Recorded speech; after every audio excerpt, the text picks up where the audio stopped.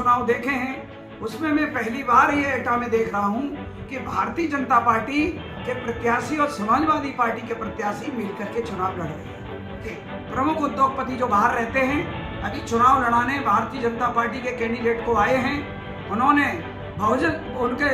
Samajwadi party के प्रत्याशी को बुलाया, उनकी अम्मी को बुलाया, प्रत्याशी को बुलाया, उनके बेटे को बुलाया और भारतीय जनता पार्टी के प्रत्याशी को बुलाया, उनके हस्बैंड को बुलाया। इन सब लोगों की उन उद्योगपति के संरक्षण में वहाँ मीटिंग हुई और वहाँ चुनाव फिक्स किया गया है। दोनों में बात तय हुई है।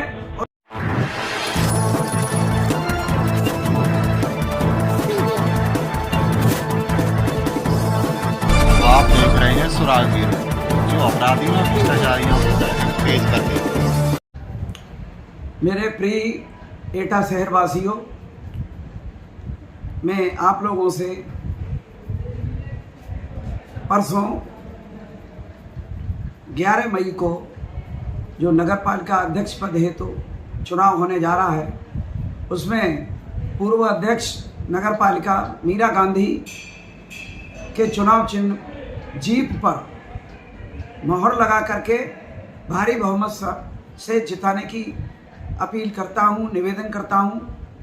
और जैसा कि आप शहरवासियों को मालूम है कि हिंदुस्तान में शायद ऐसा पहला उदाहरण है कि मैंने 2011-12 और 2010-11 में निजी खर्चे से शहर में समानांतर नगर पालिका चलाई थी।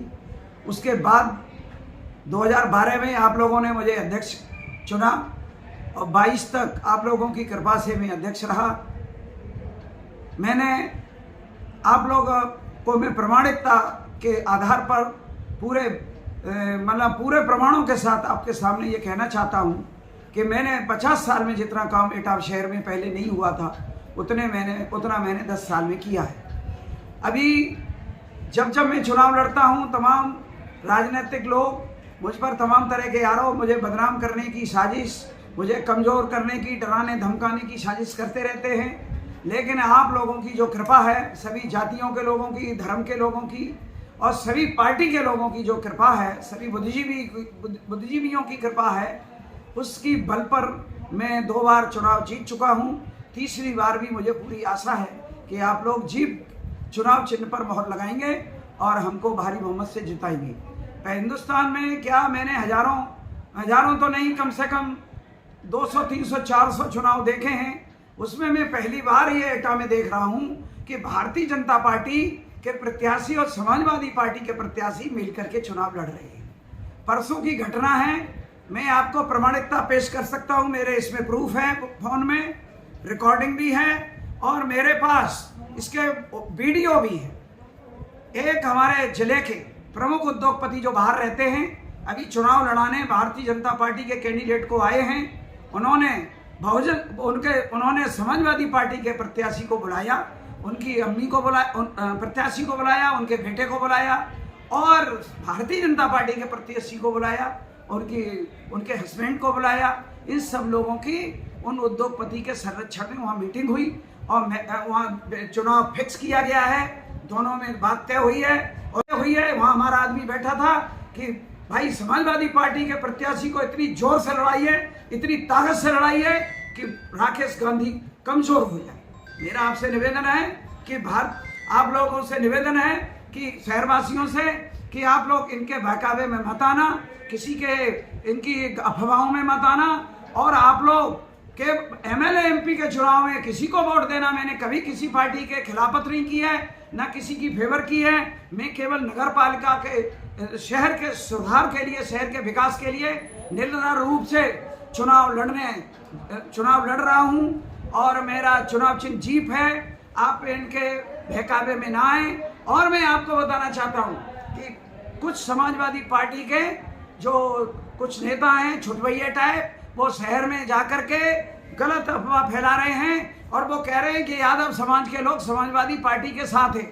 ऐसा नहीं हो सकता, क्योंकि समाजवादी पार्टी के जो वर्तमान प्रत्याशी हैं उन्होंने 2017 में 12 वफात के दिन अहीरों को कितनी गाली दी थी, ये मेरे पास उसका भी ऑडियो वीडियो मेरे पास है।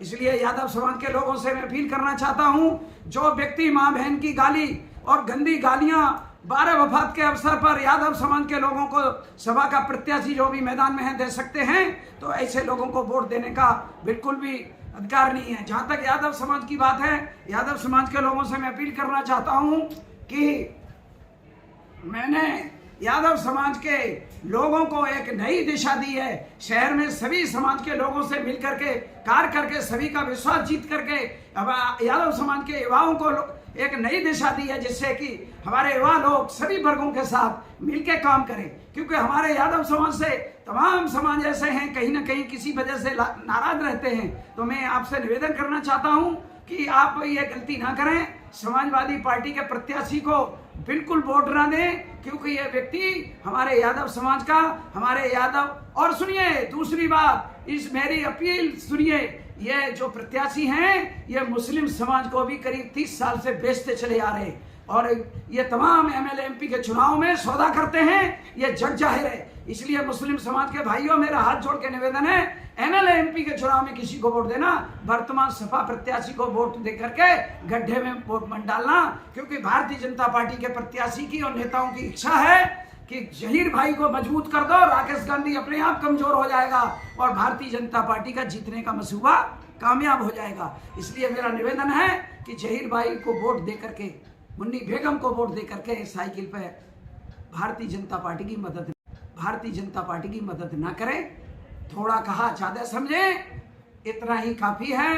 अगले कल फिर मैं एक वीडियो जारी करूंगा, उसमें यह प्रमाण दूंगा कि भारतीय जनता पार्टी के प्रत्याशी और समाजवादी पार्टी के प्रत्याशी दोनों मिले हुए हैं और दोनों को एक ही व्यक्ति लड़ा रहे हैं, एक ही व्यक्ति उनको फाइनेंस कर रहे हैं। इन्हीं शब्दों के साथ एक बार पुनः आप लोगों से मैं अपील करना चाहता हूं कि आप जाति धर्म छोड़ के, पार्टियां छोड़ के, विकास के हित में मुझे जीप के चुनाव चिन्ह पर वोट देना।